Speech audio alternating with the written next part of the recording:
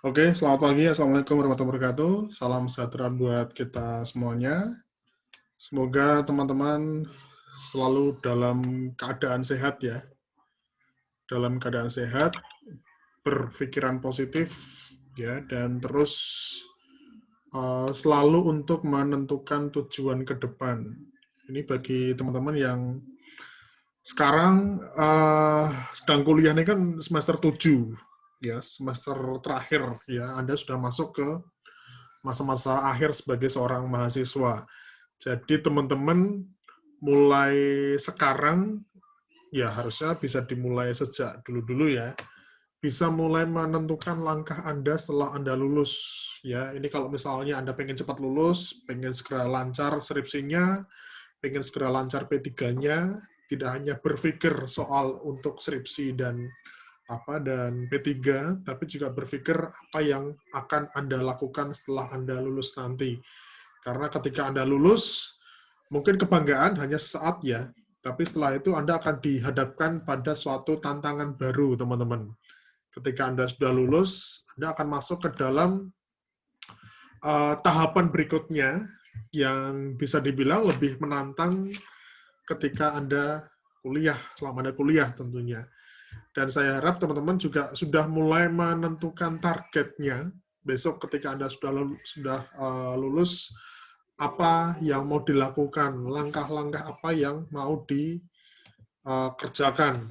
Ini paling tidak teman-teman sekali lagi tidak hanya menyelesaikan P3 dan skripsi dan kuliah kita di intervensi, mungkin beberapa ada yang masih mengambil mata kuliah pilihan, tapi juga perlu dipersiapkan.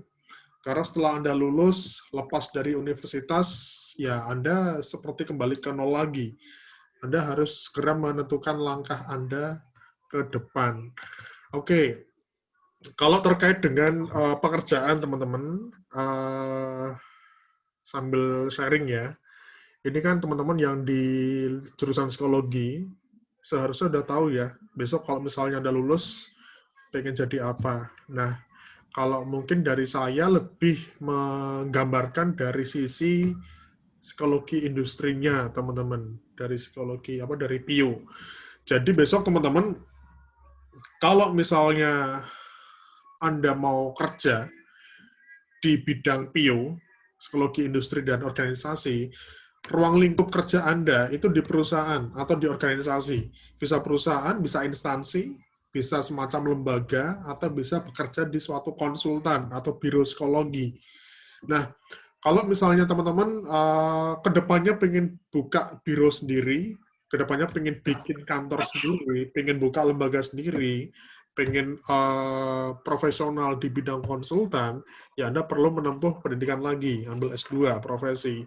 Tapi kalau misalnya target itu masih cukup lama, ya Anda coba untuk merancang rencana dalam jangka waktu dekat dulu misalnya. Apakah kerja dulu atau seperti apa. Ya, jadi teman-teman, dulu di pertemuan awal, saya sempat menjelaskan bahwa ketika teman-teman besok kerja atau mungkin mau ngelamar pekerjaan di bidang PIO, itu kan biasanya jadi HRD ya. Nah, bagi teman-teman yang besok mau jadi HRD, ini saya kira perlu dipahami dulu, teman-teman. Ya, perlu dipahami dulu. Anda mau di mana HRD-nya, kemudian mau di posisi apa, kemudian sudah sesiap apa teman-teman ya untuk bisa melamar ke HRD. Oke, teman-teman mohon maaf, ini karena saya pakai Zoom gratisan, jadi tadi saya sudah mulai sekitar 20 menit yang lalu. Nah, nanti kalau misalnya teman-teman mati, nanti bisa langsung klik lagi ya, link yang kemarin saya bagikan di grup ya. Jadi nanti nyambung aja. Kalau misalnya sudah mati, ya nanti nyambung lagi. Nanti bisa kita lanjutkan pembicaraan kita. Ya.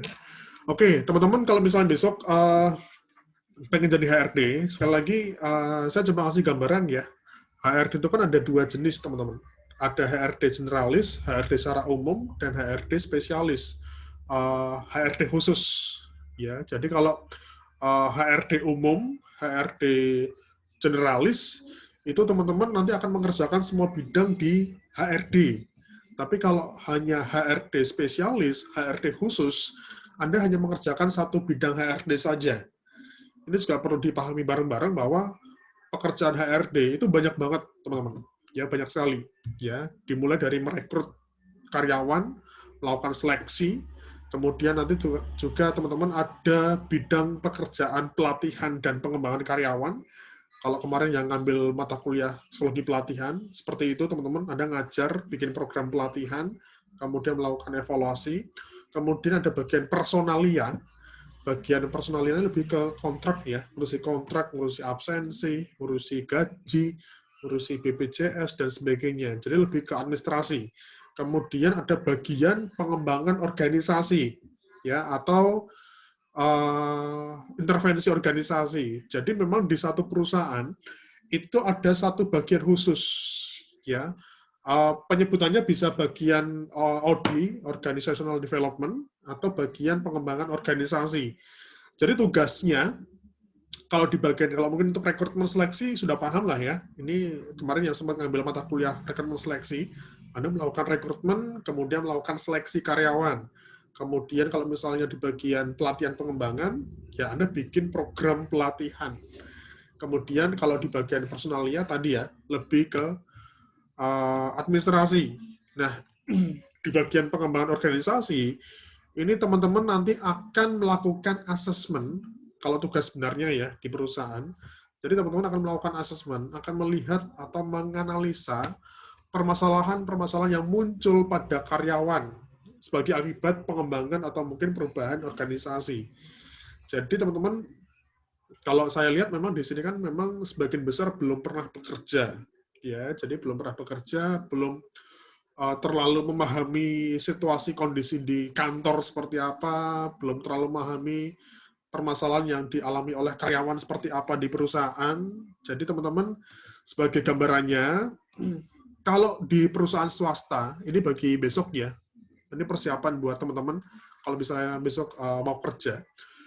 Kalau di perusahaan swasta, itu kan si karyawannya memang dituntut lebih aktif, ya, lebih bergerak, ya, dinamis.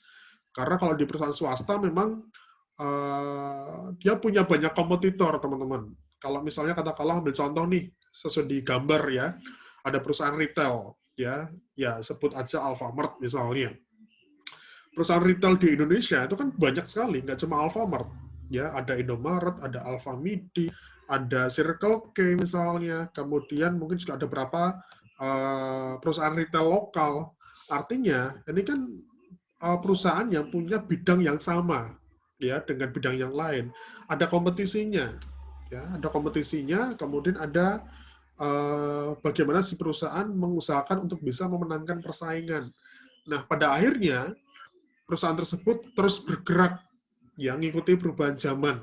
Kalau misalnya dia nggak punya inovasi, dia nggak bisa bergerak, ya tentu akan ketinggalan dengan kompetitor yang lainnya. Makanya kalau di perusahaan swasta, biasanya kan kalau Anda kerja di sebuah merek dagang produk tertentu, itu mungkin nggak cuma perusahaan Anda, tapi juga ada di perusahaan yang lain. Provider misalnya, ada XL, ada M3, ada Telkomsel, banyak sekali.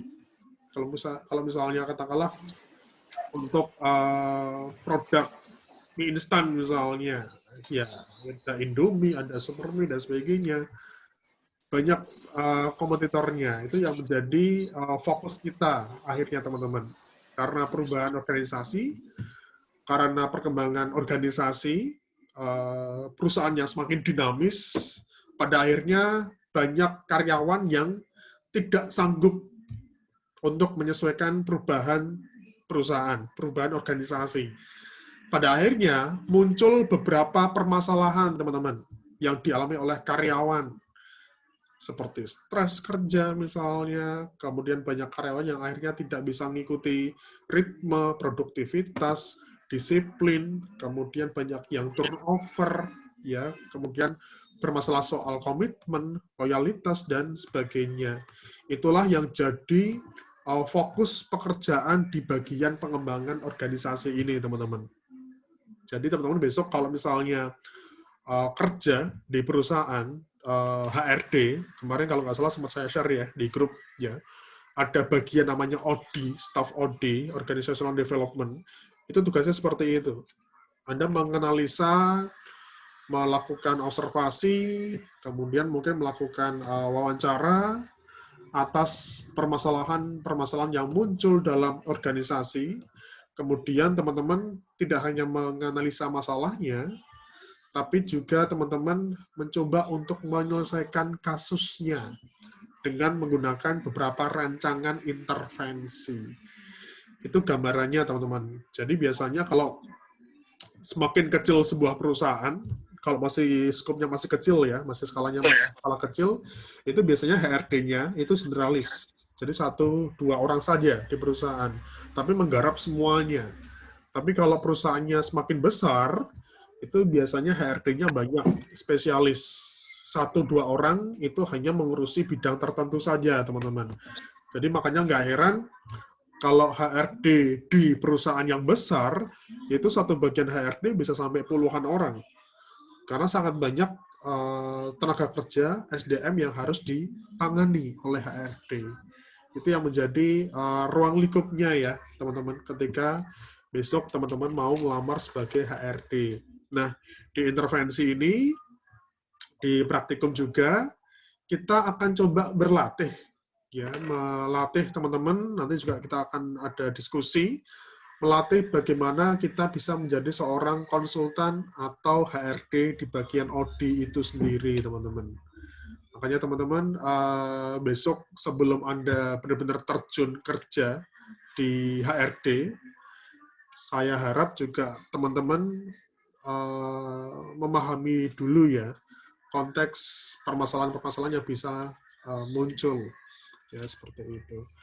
Oke, mungkin sebelum saya masuk lebih dalam, ya, nanti kita ada jeda, karena mungkin time out ya. Ada mungkin teman-teman yang mau ditanyakan terlebih dahulu? Silahkan, bisa dibuka aja mute-nya, terkait dengan HRD, perusahaan, dan sebagainya. Monggo, dipersilahkan bagi teman-teman.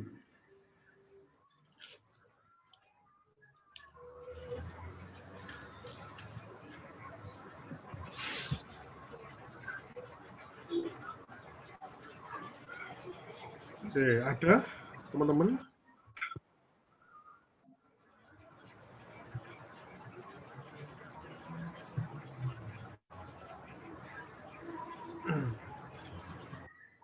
Oke, sambil saya lanjutkan, ini sebentar lagi time out, teman-teman. Teman-teman bisa langsung mengeklik lagi ya. Ini sudah mau habis untuk waktu batasan waktunya. Jadi setelah ini teman-teman silahkan nanti bisa bergabung lagi di link yang sudah saya bagikan. Nanti kita bisa melanjutkan lagi untuk pembicaraan kita ya, teman-teman ya.